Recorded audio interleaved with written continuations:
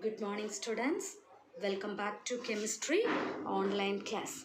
Students, today we are going to discuss about periodic trends in properties. First, we can see what is periodic. See, anything which repeats itself after a regular interval is called as periodic. For example, for every 29 and off days, we can see the full moon on the sky, and this occurs periodically, isn't it? Likewise, in the periodic table, most of the elements were repeated after regular interval. It is repeated with the same properties and they are grouped into columns. For example, sodium atomic number is 11, potassium it comes under 19. Okay, after 19th element is what? Potassium, but it shows some properties of sodium, so it is repeated, isn't it? So they comes under a single group called alkaline metals. So we can see now what are the properties that are shown regularly by the elements of the periodic table. First one, atomic radius. Second, ionic radius. Third, ionization energy. Fourth one, electron negativity. Fifth one, electron affinity. Now we can see one by one. First one, atomic radius. Distance between the center of its nucleus and the outermost shell containing valence electron is called as atomic radius. Okay, distance between the center of the nucleus and outermost shell containing valence electron is called as what? Atomic radius. It is like a circle. How you will find the radius of a circle? Similarly, here also, see, consider this as a lithium atom. It contains two shells. Okay, first shell contains, this is centris, this is the nucleus which contains protons and neutrons. Here it contains two electrons, here it contains one electron. So the distance between the center of the nucleus to the outermost shell containing valence electron, this distance is measured as atomic radius. This distance is measured as what? Atomic radius. But it is not possible to measure the atomic radius for an isolated atom. Directly you cannot measure the atomic radius for an isolated atom except noble gas. Except noble gas, it is not possible to measure the atomic radius for an isolated atom. You cannot measure the radius of lithium in an isolated form. So, atomic radius is referred as metallic radius or covalent radius. So atomic radius is measured in the form of metallic radius as well as covalent radius. First we can see what is metallic radius. Metallic radius means atomic radius between two adjacent metal atom. Two adjacent metal atom is called as what? Atomic radius. So how we will find two adjacent metal? Only it can be possible in solid forms, isn't it? So metallic, that is metals in solid form, that is either in crystals or in lattice, either in crystals or it in lattice. Okay, so consider, here is a diagram. Consider this as a metallic lattice made up of copper. All are repeating units of same atom, copper lattice, okay, or copper crystals. So how we will measure the radius? We know how to calculate. It's the distance between the center of the nucleus of two adjacent metal atoms. So see here, these two are also same metal, copper, copper. So we have to measure the two adjacent nuclei, the distance between two adjacent nuclei and its internuclear distance between two metal atoms, and denoted by the letter what? R. Denoted by the letter R. See? Here, for example, we can see the atomic radius between two copper atom we have measured as 2.56 Armstrong. 2.56 Armstrong. What is Armstrong? Generally, the radius is expressed in the unit of Armstrong. Atomic radius of two copper atom is what I said? 2.56 Armstrong. So for individual atom, it is off, isn't it? You have to divide it by 2. So you get 1.28 Armstrong. You get 1.28 Armstrong. Okay. Usually the radius is measured in the unit of either Armstrong. The Armstrong and picometer. Either it is expressed in Armstrong or a picometer PM. Have you understood, students? So metallic radius means two nucleus, that is two adjacent nuclei. Atom of two adjacent nuclei. The distance between the internuclear distance between the two metal is called as metallic radius. Okay, ma'am. So after getting the value, you have to divide it by 2. So you will get the individual atomic radius. Okay, ma'am. And it is expressed in the unit of Armstrong or picometer. Now we can see what is covalent radius. It is observed in non-metallic elements. Okay, covalent radius is the atomic radius in non-metallic elements. It is defined as the half the distance between the adjacent nuclei of two covalently bonded atom of same element in a molecule. Okay, atomic radius is in non-metallic element is called as what? Covalent radius. And what is the definition for covalent radius? Means it is also the distance between two adjacent nuclei of covalently bonded. Covalent bonds you already know, isn't it? Ionic bonds by what? Transferring of electrons, where equal sharing of electrons between two atoms is called as what? Covalent bond. For the bond formation, both the atoms have to share one electrons, okay, to make the outer structure stable. So that is called as covalent bond. So like covalently bonded two atoms, atomic radii can be found out by covalent radius. Okay, so the distance between adjacent nuclei of two covalently bonded atom of same element in a molecule. So shall we see one example for covalent radius? For example, we can see H2 molecule. H2 molecule bonded by covalent bond.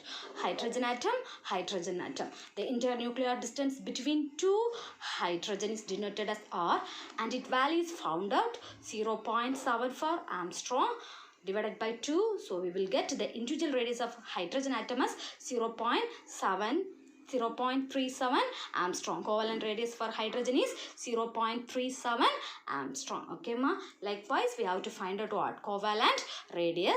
Another one example. See here, chlorine molecule, Cl. Their atomic radius was found to be, they are covalently bonded each other. They are covalently bonded each other by sharing of one electrons. So their value is found as 1.98 and divided by 2 to get off. So you get 0.99 Armstrong, or if you are expressing in picometer, it is what? 99 PM. Okay, that is 198 picometer divided by 2 is given as 99 picometer. Okay. So the value of picometer is 10 power minus 8. So 198 when you divide it by 2 it gives 99 picometer, that is PM. Okay. Have you understood? And this is for only homonuclear elements. Homonuclear means the H same atom, Cl same atoms between the same element. We studied in the definition. It is the same element of a molecule. So H2 is a molecule, Cl2 is a H2 gas, Cl2 gas. In both we contain same, that is homonuclear elements. And how to find out non-identical atoms? For example, HCl. For example, what? HCl. See, here the calculation is done by using a method called as Shoemaker and Stevenson method. How we will calculate for non-identical atom means by Shoemaker and Stevenson, and the formula is given down, and this one you will study in a higher class. So both molecular, that is same element, homomolecular and heteromolecular covalently bonded atoms can be found out by using covalent radius. How we will find this value? 0.74 Armstrong. Okay, that value is found out by a technique called as X-ray diffraction. X-ray diffraction. By the method of X-ray diffraction technique, we will found the atomic radius of two covalently bonded atoms. Two covalently bonded atoms. Have you understood, students? Okay. Then we can see how this property varies in periodic table. So if you take group wise means from top to bottom, the size of the atoms goes on increasing. The atomic radius goes on increasing. If we calculate the radius of these metals, it goes on increasing. Why it goes on increasing? Due to increase in their atomic number. Due to increase in the atomic, see, this is the size of the lithium. Sodium size is larger than lithium. Potassium is larger than sodium, rubidium is larger, and so on. Okay, so the size of the atom or the atomic radii goes on increasing from top to bottom in the periodic table. For all the 18 groups, if we see the atomic radius, it will be goes on increasing due to the more valence shell. Due to more valence shell. Have you understood, students? See ma, here lithium with 1 cell. Lithium have only 3 electrons, where sodium 11. So 2, 8, 1. When we move on from top to down, the number of shells goes on increasing. The number of shells goes on increasing. Due to that, the atomic size also increases. The atomic radius value also goes on increases. So in the group wise, what? Atomic radius will be always in increasing order. Whereas in period, the atomic radius decreases. Atomic radius decreases. When we move from lithium to beryllium to boron and carbon, that goes on from left to right, the atomic radius decreases. Why means, see, for example, lithium, it contains how many electrons? 3, and it has how many shells only? 2 shells, isn't it? K, yeah. Beryllium contains 4. The number of electron has been increased. Am I right? And protons also increased. But the shell is remained same. Likewise, boron, see, the number of number of shell is same. Here 1, 2, 1, 2, 1, 2. But the proton value and electron values goes on increasing. So the distance between the nuclear charge. What is that nuclear charge means? The charge between the nuclear protons to electrons. The attractive force between the protons and electron is called as nuclear charge. See, here only 2 shells, here also 2 shells, but with more protons. So these protons, the distance between the proton is less, isn't it? So this proton attracts the electrons towards itself because there is no increase in the what? Valence shell. Only the number of electrons are added in same shell. Here with 1, here with 2, here with 3, here with 4. Okay, so the force of attraction between the nucleus and the outermost electrons are very short, and these protons pull the electrons towards itself. The nuclear charge is more. When we move from left to right, the nuclear charge goes on increasing.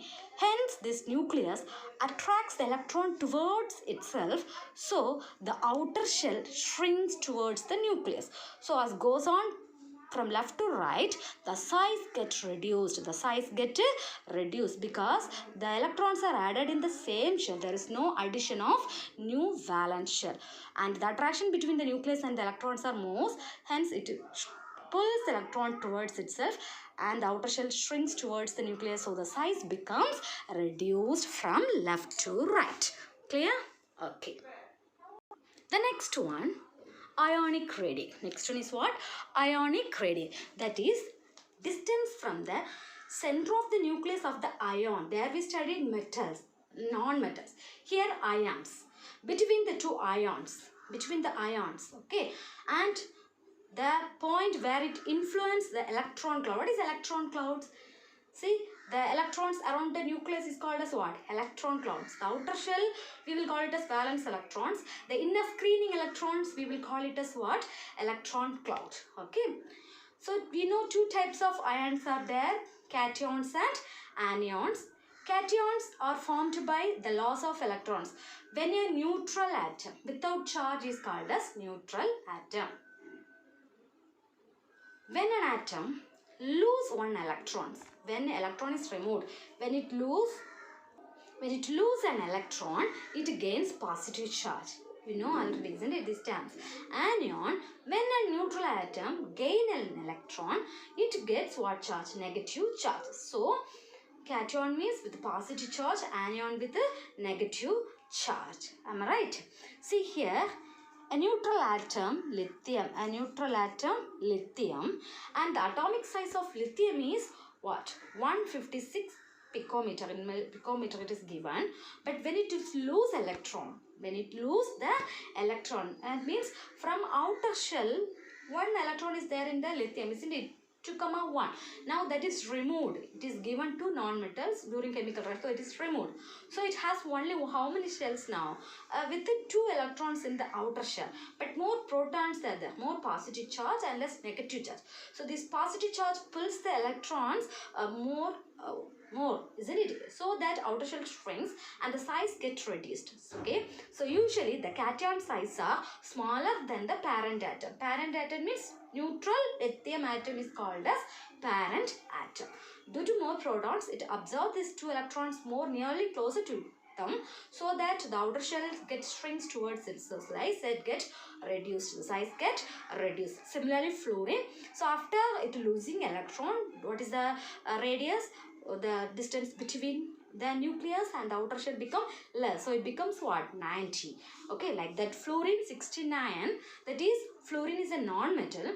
It received 1 electron. Now it received an electron and it becomes what charge? Negative charge, isn't it? So that now 1 electron is added more but less protons. Okay, less positive charge, more negative charge. So the attraction between the positive to the negative will become less.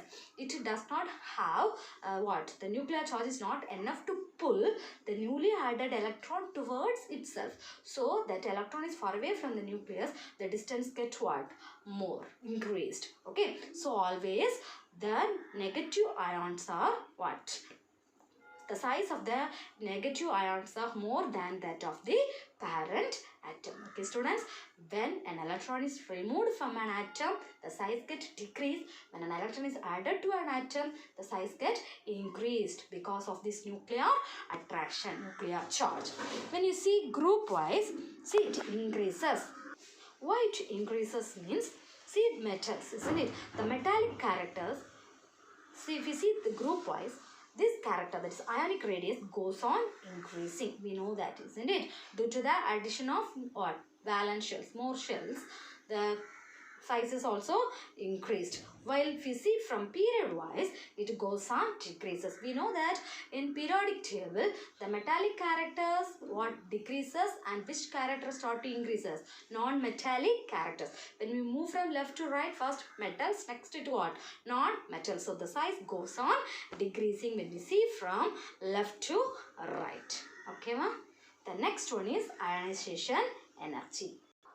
Next one, ionization energy. Okay, energy required to remove an electron from the isolated gaseous atom in ground state to form cation is called as ionization energy. So what is ionization energy?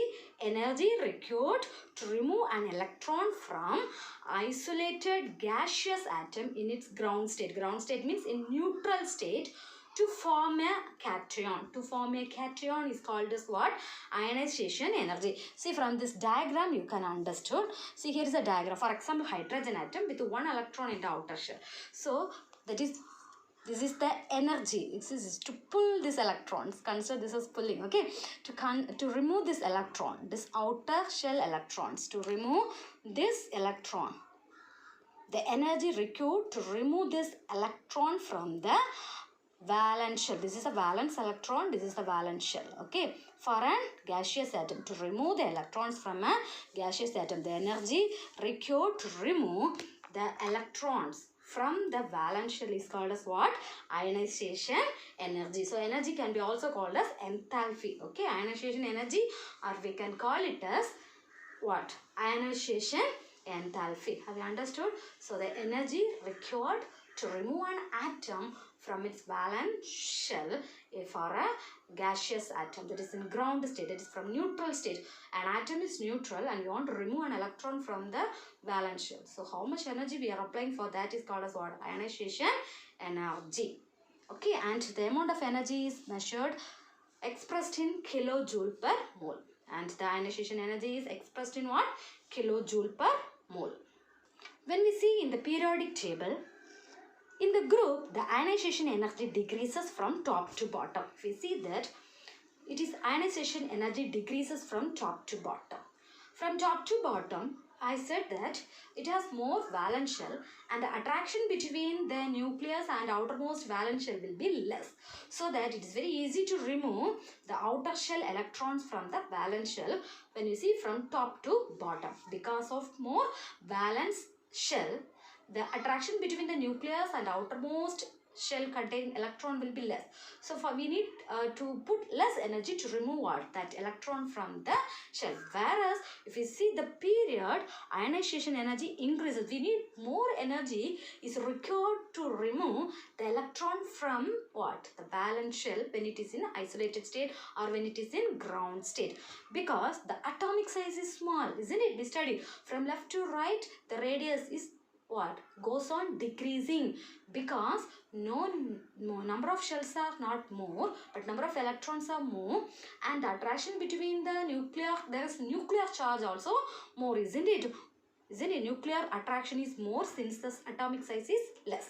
Outer shell and nucleus, the radius is decreased, hence the attraction also more. So it's very difficult, or we have to put more energy to remove the electrons from the outer shell or to overcome this nuclear charge.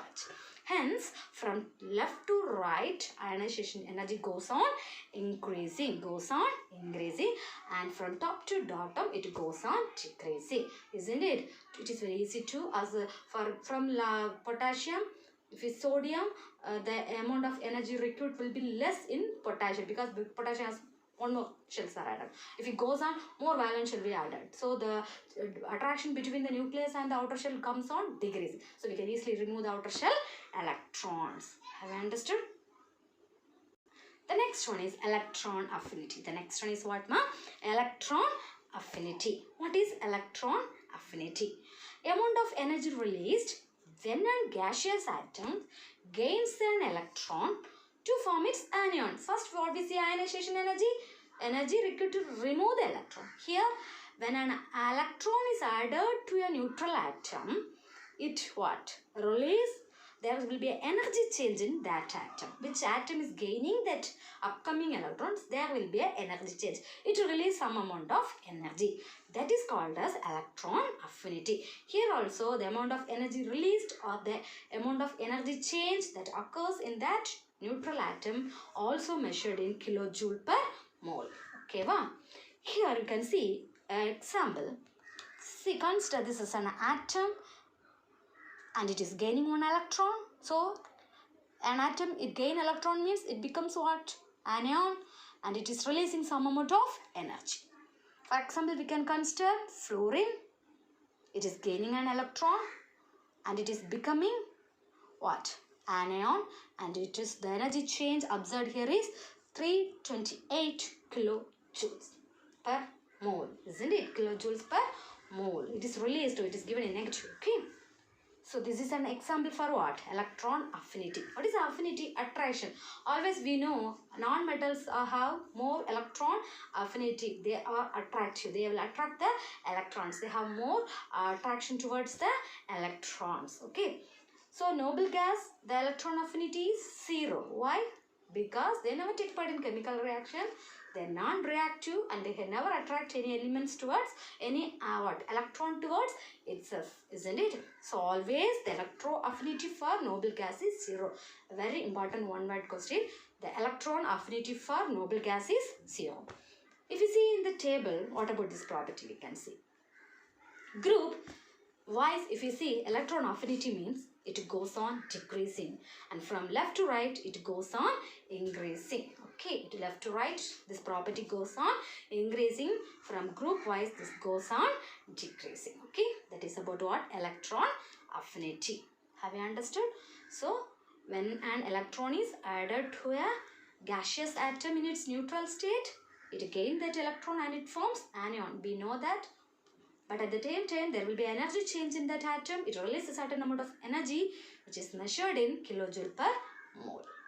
Last one is what? Electronegativity. Electronegativity. The tendency of atom to attract the shared pair of electrons is called as what? Electron negativity. Electron negativity. See, for two girls or two boys, okay, or your brother and sisters, they are fighting for a sweet. Which one is very strong? They will win that, isn't it? While fighting or anything, isn't it? Likewise, here also, the covalently bonded two atoms. Covalently bonded two atoms. So by sharing of electrons only, what bond is it formed? Covalent bond. Am I right? So both they have to share the electrons. So first they become very friendship. They share the electrons and they form a compound. When the time of breaking the bond, what happened? The shared electron goes to who? That is the main thing, isn't it? Okay. So that is called as electronegativity. The tendency. Which atom has more tendency to attract the shared pair of electron is called as what? Electron negativity. For example, we can see the hydrogen chloride formation. We know hydrogen and chlorine share one electrons and it forms a compound hydrogen chloride, sharing of electrons. Hydrogen, chlorine. Hydrogen has 1 electron. Chlorine has what?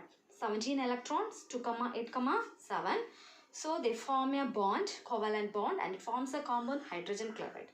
When they break the bond, this shared electrons, how it will be? Okay.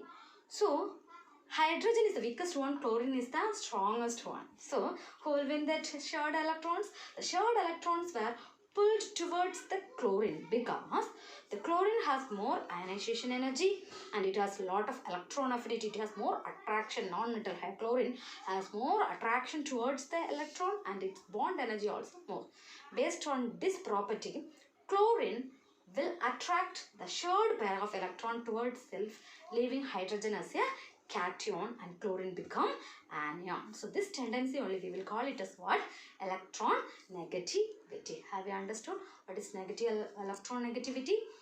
The tendency of atom to attract the shared pair of electron towards it. Not only hydrogen chloride, for most of the covalent bond, which one has highest ionization potential and electron affinity, they will attract the electron towards itself. And this property of the element is called as electron negativity. So electron negativity of an element is mainly based on bond energy, ionization potential and electron affinity. Electron affinity. See, the electron negativity can be measured by a scale called as Pauling scale. By using the Pauling scale, the scientist has measured the electronegativity for few elements. Fluorine, the electronegativity is 4. Chlorine, bromine, iodine, hydrogen and sodium values are given. Learn this value for 1 words. And the scientist has come to an point, that is, if an element or if the bond between the two elements shows the electron negativity of the value 1.7. 1.7 means that compound has 50% ionic bond character and 50% covalent bond character. Okay, so electronegativity is measured by using a scale called as Pauling scale, and some of the values has been given here. Likewise, there has a scale, pH scale, you know, isn't it? What is the pH scale? You studied in 9th grade. What is that? Less than 7 means acid, above 7 means base, 7 means neutral. Likewise here, the value of electronegativity is 1.7 means that compound, that formed compound will show 50% ionic character and 50% covalent character. If it is less than 7, they show covalent character. Greater than 7 means it will show ionic character. Okay, well? So, less than 7 means that bond between the two atoms will be highly covalent. Greater than 1.7 means the bond between two atoms are ionic. Here is an example. See, for example, how to predict the electronegativity for a compound. Sodium chloride. Sodium bonded with chlorine, isn't it? So, here the electronegativity of sodium is found to be 0.93, nearly 1. And chlorine is found to be 3.16. And what is the electronegativity? How to find means, you have to minus the chlorine value from the sodium. So we got the value of this compound as 2.23. Am I right? So it is what? Greater than 1.7. So the bond between these two compounds are ionic. They show what character? Mostly they show what character? Ionic characters. So the character bond formation is ionic bond. Okay, if they are common combined ionic bond, the following properties are exhibited. No, their properties are shown by sodium chloride. So this is an example how to calculate the electronegativity. Now we can see in periodic table how this property differ. So electronegativity increases. If you see in group, this property decreases. If you see group wise, the electronegativity, it decreases because due to the increased number of shells. The same reason only, that is the increased number of shells. Because of increased number of cells, the electronegativity of the elements that in the group will goes on what? Goes on that is number of shells in period.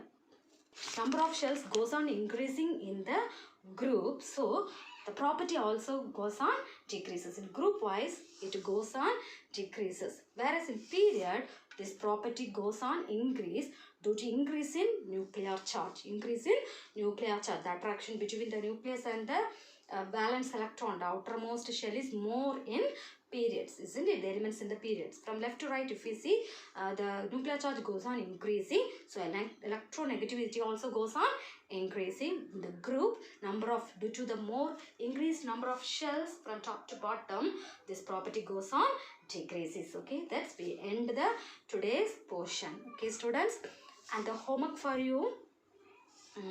So here all are important. Okay, you have to learn for 1 word and 2 mark, and also you study here all the definitions for 5 properties. Today we studied what is that: atomic radii, ionic radii, ionization energy, electron negativity, electron affinity. For all you have to learn the definitions.